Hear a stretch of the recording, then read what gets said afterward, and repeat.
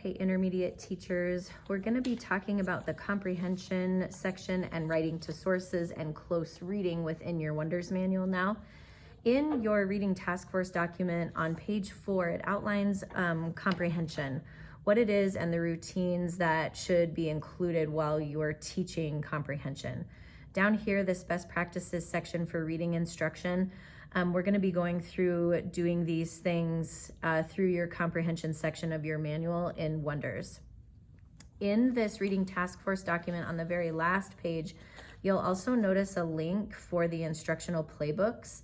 If you click on one of your intermediate grade levels, your playbook will come up, and the playbook looks something like this. And it will outline the pillar of literacy over here, the amount of time that should be spent on it, and then the places in Wonders where you find that. We're really gonna be talking about this section here in Wonders, the shared reading, comprehension, close reading section, and the writing response to text using the skill and strategy. You'll notice in your playbook, if you go to the second page, it outlines day to day how your consistent routine should go. I'm going to assume that you will have already taught phonics and fluency and the vocabulary for the day, and we're going to just be talking around what it looks like to teach comprehension and the writing to sources on a day-to-day basis. So I'm going to follow this playbook, but we're only discussing this reading comprehension and write to sources section. So in your manual, after you will have taught your phonics skill for the week and your vocabulary, it's going to be important to flip over to this genre page. So on day 1 in your teaching, you're going to introduce the genre that they're going to be reading in their reading writing workshop book. You'll do this explanation part on day 1, and they can follow along with that in their reading writing workshop book. It tells exactly what the genre is and tells how to find text evidence in order to prove that. Then after you have explained that genre, you're going to want to flip over to the comprehension strategy section of your manual. This is where it shows you what strategy kids are going to be using to respond to text and to connect with it. This section right here, you'll want to do on day 1, where you're explaining the comprehension strategy, or sometimes we like to call it launching the comprehension strategy. If kids don't know what it is, you're going to want to create an anchor chart or really explain it so that kids understand what that strategy is and how to use it. Your reading writing workshop book breaks it down here too and explains it to them, and also shows them how to find and use that strategy in text evidence. This is often a time when we create an anchor chart and give kids some sentence stems so that they can respond to the text using that anchor chart and coming back to it. This is a time where you'd make the anchor chart together as a class, and then you would allow kids to put it actually in their own reading notebook so that they have somewhere to keep track of their thinking once they respond to the text. Then you're going to want to move over to the explain section of the comprehension skill for the week. It also does this again in their reading writing workshop book. Following this explain section is again kind of like launching that comprehension skill. This is again a time where you are going to probably create an anchor chart around that comprehension skill. You create it with the students and then allow them to put it in their reading notebook so they can always come back to it. This also gives you the graphic organizer for kids to keep track of their thinking with that particular comprehension skill. This graphic organizer can be found in the Your Turn practice book for that particular week in Wonders. It's important to give that to students so that as they read, they can keep track of their thinking using that graphic organizer. It also shows them how to do that in that reading writing workshop book. So you'll want to do those explain sections on day 1, and then you'll go ahead and start reading your reading writing workshop on day 1. You'll read this to the students while they follow along with you, so that they're understanding what they're reading and you are too, in order to do a little bit of connecting to these strategies on day 1. You're going to want to come back to visualizing is on this particular day, and also point of view. You probably aren't going to have them write to text yet because they will not have had a chance to read it over one more time. So on day 1, you can read the whole text just so that they get the gist of it. And then on day 2, you're going to go back into that close reading. You can do some of the close reading on day 1 if you'd like to. It's up to you. I'm gonna move on now though to day 2. So on day 2, once you have explained and launched the genre and the comprehension skill and strategy, now you're gonna go back into that reading writing workshop text and you're gonna do some of these close reading strategies here. If you haven't done any close reading of complex text, in your instructional routines handbook, it shows you on page R53 and goes all the way through R57 on how, or R58, on how to do some close reading of complex text, why you do it, and it explains to you a little bit about how you do it. So you can use this routine each time you come back into a text for closely reading it for text evidence.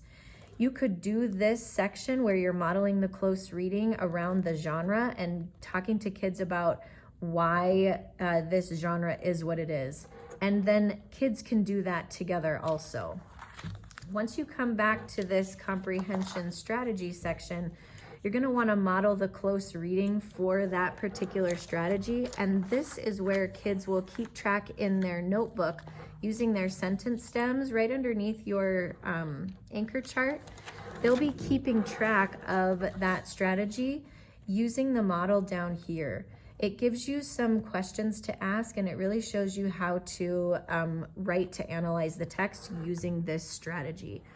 So you'll do this close reading section here. There's also a section back here that's called Write to Sources. What the manual is doing over here is very similar to what this writing to sources is asking you to do back here on day 1 and day 2. So day 2, when you read that reading writing workshop book, this is where you can look in order to have kids analyzing the text using that strategy and also using the skill. And they can use that graphic organizer to keep track of their thinking as they read and do a close read that second day. Now on day 3, is where you're gonna start using your literature anthology. So on day 3, you're gonna wanna come back to this genre section again and explain that you're still reading within this same genre in your literature anthology for this story. Then you're also gonna come back to this comprehension strategy and skill page in your manual so that you can remind kids that this is how they will be keeping track of their thinking in the literature anthology also. They're gonna keep track of their thinking using visualizing, and they're also gonna keep track of their thinking using point of view. So you've launched it on day 1 and 2. You have done a little bit of close reading with it in your reading writing workshop book, and now you're gonna do that again using your literature anthology. In your literature anthology, you're gonna be using the same graphic organizer to keep track of that comprehension skill so that kids are going to be doing some close reading around that. In your literature anthology, usually we read the first part of the literature anthology on day 3, and after we read through that half, then we go back and we do the close reading alongside it. So once you've gotten through half of the literature anthology and you've read it to the students as a shared read, not popcorn reading it with your students, but you are the one reading it to them, you can have students follow along with you, and you can leave words out and they fill them in so that you can make sure that they're staying with you in that read aloud part. After you've read through the first half, then you can go back and start doing the close reading portion for that half. Here along the side, it's telling you what to do when you go back into the text. Again, if you haven't done any close reading of complex text, come back to this instructional routines handbook. Even if you have done close reading, this breaks it down really nicely in showing you the steps of how to reread something for another purpose. So you're gonna continue doing the close reading, keeping track of that comprehension skill and also the comprehension strategy. And it tells you what to do to think aloud, and then also how to have kids write to analyze the text, jotting text evidence of the strategy and skill. It'll also show you here in your manual when you can use your close reading companion. As you're reading through your literature anthology, using this close reading companion is a great way to do a close reading of complex text. This already has all of the graphic organizers done for you. If you don't have the close reading companion, you can find it within the slides that are linked at the end of this video. You're going to continue on doing the close reading of your literature anthology after you've read it through on day 3.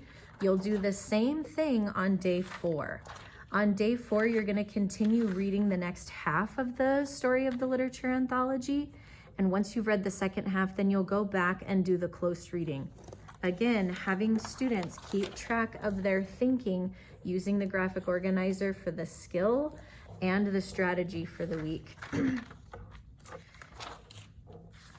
As you get done with the literature anthology, you're going to continue doing that close reading. Back here, again in that Write to Sources section, it shows you on days 3 and 4 how to do a little more of that writing to analyze the text if you need some more explanation on that. Then on day 5, you're moving into that paired read, and that paired read is meant to be a comparison to the literature anthology story. You're going to be using the exact same strategies and skills, and using the close reading companion for this paired read is a really great way to get kids to compare.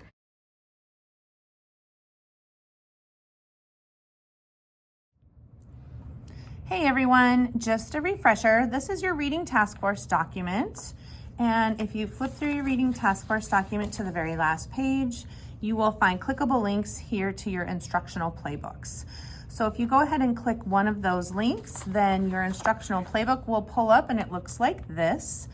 Again, what we've done is we've broken down your 90-minute reading block into 3 sections here.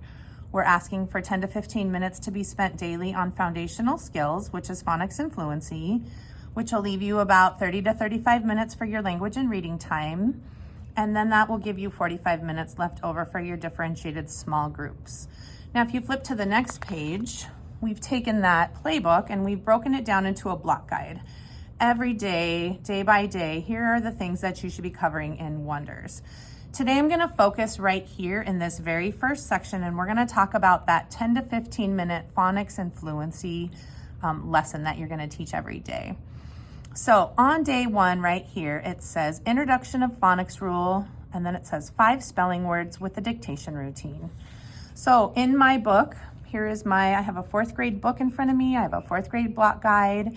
And just for reference, the 3rd and 4th grade manuals look exactly the same.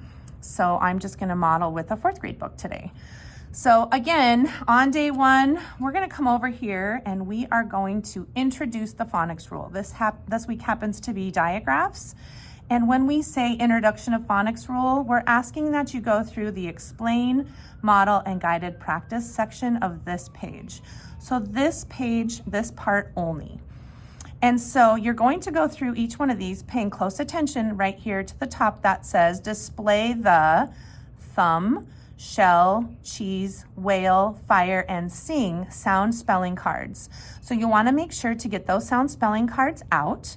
Again, reminding you that in your instructional routine handbook, there is a specific routine in here about sound spelling cards and how to introduce or review them. So for reference, you can go there to help you get through this very first part using those sound spelling cards. Then you're going to get into the modeling section, and then you're going to get down to the guided practice. So this 1, 2, 3 step lesson is what you're going to do on day 1. After you've completed the first 3 steps, then you're going to give your kids 5 spelling words using the dictation routine. Well, what does that mean? So in your teacher manual, if you flip back a couple of pages to the green section that's titled Spelling, your spelling words are located over here to the left.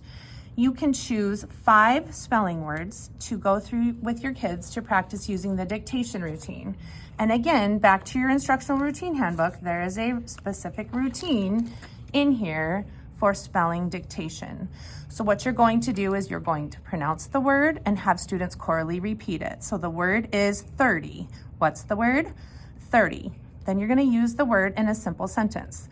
My brother turned 30 years old yesterday.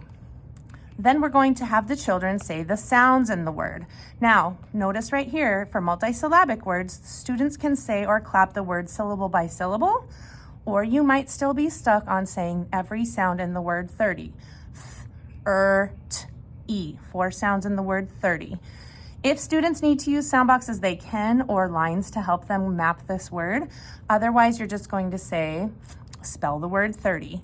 And then the students are going to spell that word, and then they're going to check with you, and you will show them the correct way to spell it after that. You're going to repeat that step for 5 spelling words. And that is the end of day 1. So flipping back here and coming back to my playbook, what am I supposed to do on day 2? So day 2 says read multisyllabic words. So it's this section right here. So on day 2, I'm going to do this part of my Wonders book, and then I'm going to go back and do another 5 spelling words using that same dictation routine that I used on day 1. On day 3, it says phonics skill, structural analysis. So that is up here to the next page of your 2-page spread in Wonders. And this week happens to be about possessives. So you're going to do this section of your manual, again, explain, model, guided practice, on day 3, and then you're gonna follow that with 5 spelling words using that dictation routine. Back to your playbook, on day 4, it says fluency skill. Read the decodable passage. So here's the fluency skill for this week, and it happens to be intonation. That's the skill we're working on this week in Wonders. Again, don't listen to what it asks you here. It tells you to turn to page 109 in your Reader's Writer's Workshop book. What we're asking you to do is to go to your teacher resource book and find the decodable passage that matches diagraphs for this week in Wonders. And your students are going to read the decodable passage, paying attention to the phonics skill of the week.